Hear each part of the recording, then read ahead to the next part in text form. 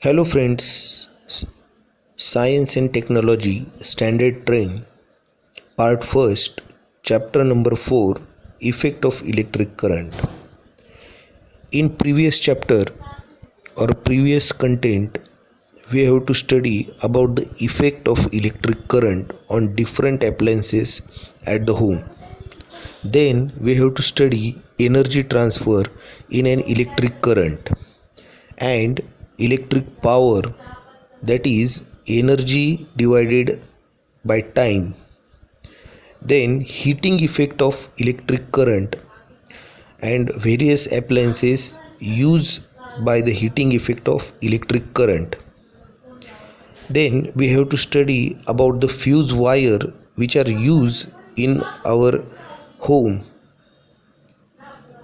Then examples on power of electric current and heating effect of electric current. And we have to study about the magnetic effect of electric current. We have to study about the magnetic field produced around the conductor and magnetic line of forces around the conductor. We have to study the right hand thumb rule, which shows the direction of magnetic field and electric current on a conductor. Now we have to study the magnetic field produced by conductor through a circular loop of a conducting wire. In figure we have seen electric conductor which is round in shape or loop of conductor. Then how magnetic line of forces are produced on that conductor. Student, we learn about magnetic line of forces of a magnetic field produced by a conductor flowing through a straight conductor. If magnetic line of forces of a field produced by current flowing through a loop made by bending the straight wire. A circuit is completed by connecting various components as shown in the figure. If the current passes through the loop, magnetic line of forces are produced at each point on the loop. As we go away from the wire, the concentric circle representing the magnetic line of forces will become bigger and bigger. As we go towards the center of a loop, the circle becomes so big that its arc can be shown as a straight line. The magnetic line of forces are shown near the point P and Q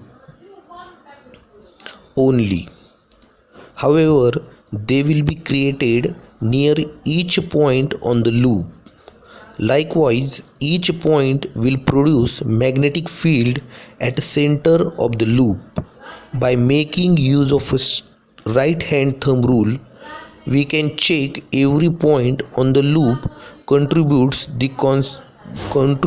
the magnetic line of forces at the center of the loop, and these lines of forces at the center of the loop are the same in direction.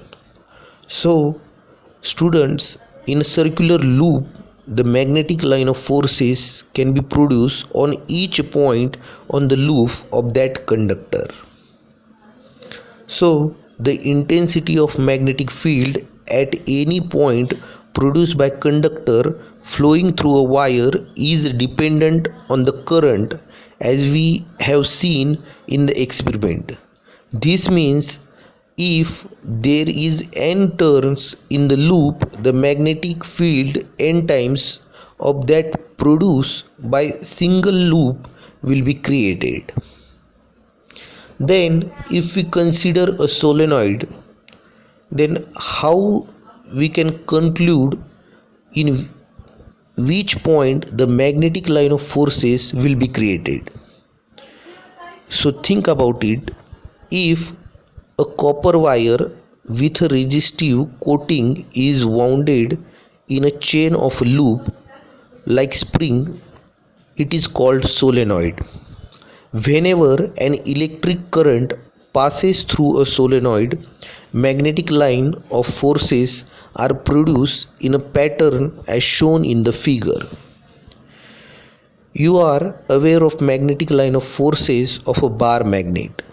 The property of the magnetic field of a solenoid are very similar to the magnetic field produced by a bar magnet. One of the open end of solenoid act as a magnetic north pole and other as a magnetic south pole. As shown in figure, the magnetic line of forces inside the solenoid are parallel to each other. That means the intensity of magnetic field within the solenoid is uniform everywhere. That is, magnetic field in a solenoid is uniform. So just learn that magnetic line of forces in solenoid are parallel to each other. They can create or think about south pole and north pole, and the magnetic field in a solenoid is uniform as shown in the figure. The direction of magnetic field is from north pole to south pole. Next topic is force acting on a current carrying conductor in a magnetic field. Whenever a current is not flowing through the wire, it remains straight. When the current flow from top to bottom, the wire bends and comes into position C. If the current direction is reverse, it flows from the bottom of top end, the wire bend but comes in the position B. This means the direction of force on the wire is perpendicular to the both the magnetic field and direction of current. Here the direction of magnetic field is from north to south pole. So in this experiment it is noted that whenever current flows through a conductor in the presence of magnetic field, a force is exerted on the conductor. If the direction of the current is reverse, the direction of the force also reverse. If the magnet is kept reverse, that is, south pole is brought at the position of north pole and north pole brought to the position of south pole.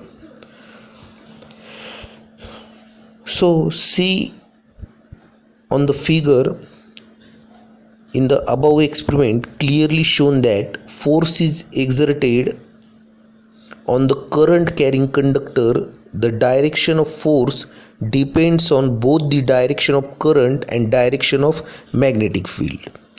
So the explanation is about the experiment which is shown on your screen. A straight conductor is placed between the magnet of north and south pole and force is exerted by the magnetic field. Experimentally, it is possible to show that the force is maximum when the direction of current is perpendicular to the direction of magnetic field. So in schematic diagram A, B and C, magnetic field is perpendicular to the plane on the paper going inside the paper. So force acting on a current carrying conductor in the presence of magnetic field. Now we have to study about the Fleming's left hand rule. In the above experiment, we conclude that direction of electric current and direction of magnetic field, and found that direction of force exerted is perpendicular to both. There is a simple rule related these three directions. This is called Fleming's left hand rule. According to this rule, the left hand thumb, index finger and middle finger are stretched as to be perpendicular to each other. If the index finger is the direction of magnetic field and middle finger point in the direction of current, then the direction of the thumb is the direction of the force on the conductor. So see in the figure that the middle finger is the direction of current, index finger is the direction of magnetic field, then thumb will show the force on the conductor. This is called Fleming's left hand rule about the force on the conductor by the magnetic field and the direction of current. So electric motor, we know various forms of energy. You also know that energy can be changed its form. A device changing electric energy into mechanical energy is known as electric motor. Around us, in our day-to-day life, an electric motor is born. It is used in fan, refrigerators, mixers, washing machines, computer, pumps, etc. How does this motor work? So we have to study the working principle of electric motor, that the electric motor consists of a rectangular loop of a copper wire having a resistive coating as shown in the figure. It is placed between the north pole and south pole of a magnet such as horseshoe magnet in such a way that its branches AB and CD are perpendicular to the direction of magnetic field. The two ends of a loop are connected to the two holes X and Y of the split ring.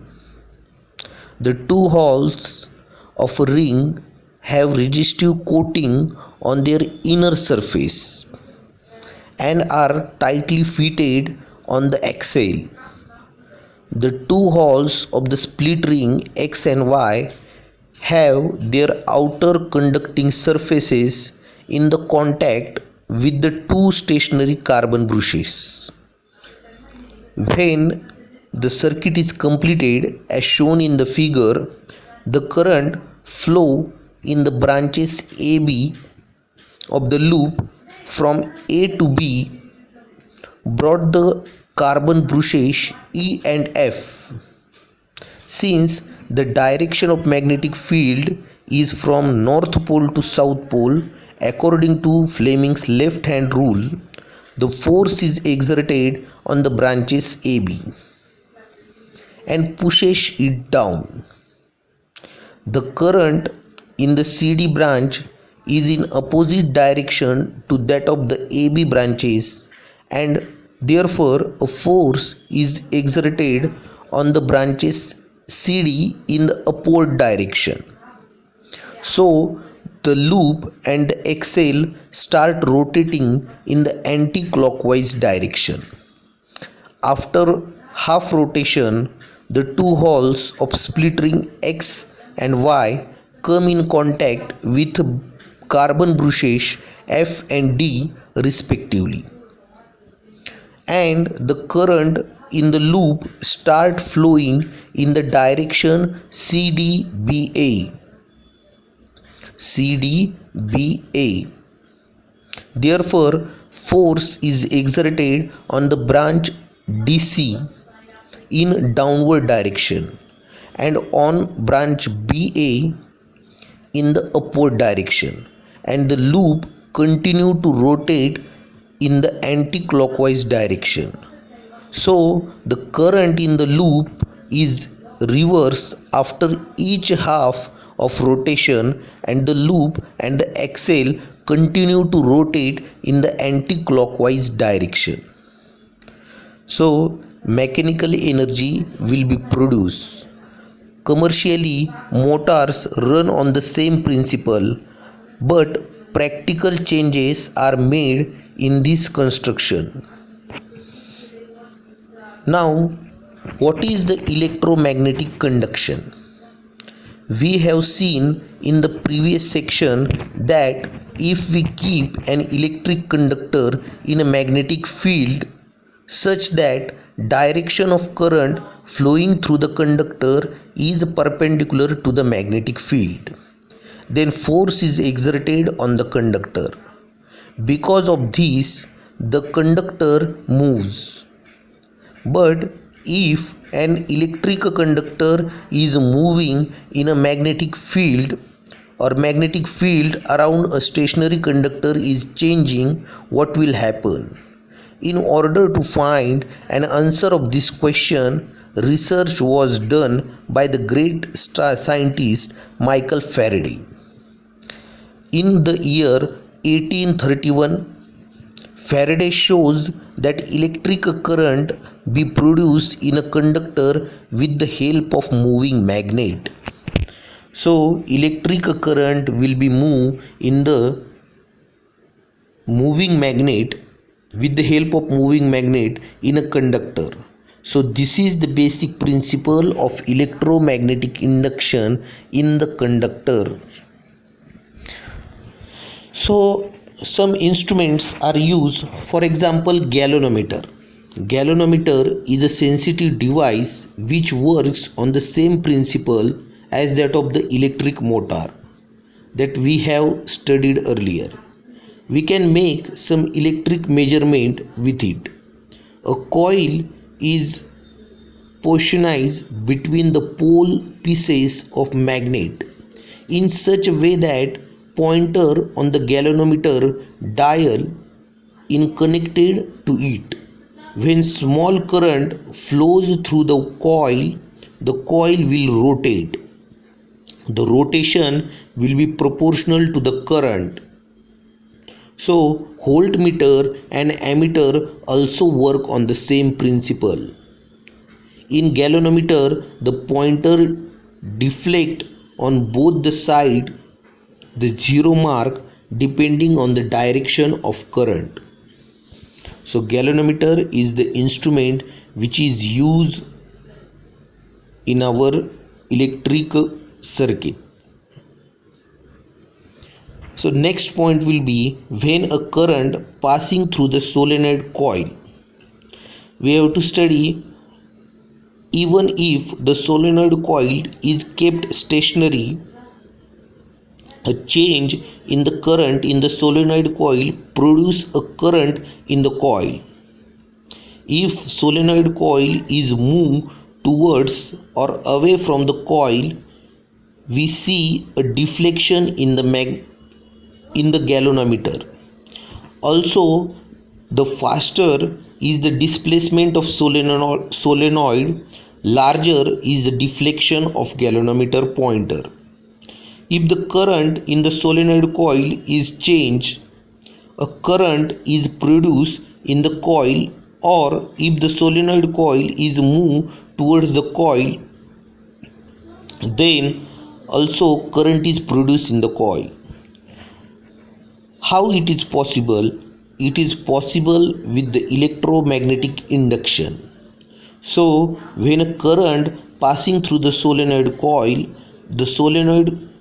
is displaced longitudinally with the respect of the coil. So we have to study about the Fleming's left hand rule, in which direction of or the force of magnetic field is studied. If a current is switch on or switch off in the solenoid coil, a current is induced in the coil. Such as induction is also observed when the current in the solenoid coil is increased or decreased. Current is induced in the coil when it is moved aside front of the solenoid coil. From this experiment, it is understood that whenever the number of magnetic line of forces passing through the solenoid coil changes, current is induced in the coil. This is known as Faraday's laws of induction. the current produced in the coil is called as the induced current. So due to magnetic line of forces, current is induced in the solenoid coil, and that current is called as the induced current, and the law is called as the Faraday's laws of induction. So next law will be Fleming's right hand rule. When will be the induced current in the electrical conductor be maximum?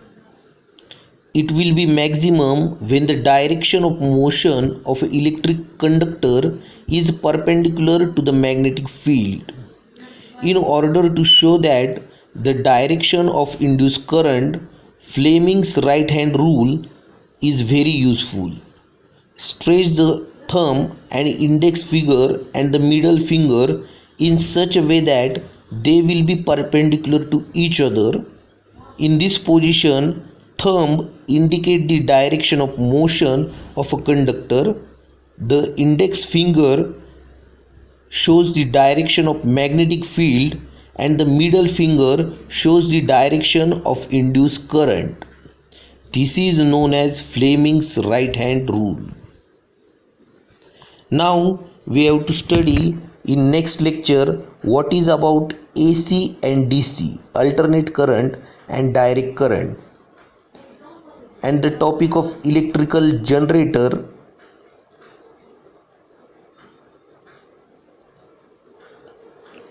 So student, how will differentiate between alternate current and direct current? We have learned about the non-oscillatory current flowing in the direction of current.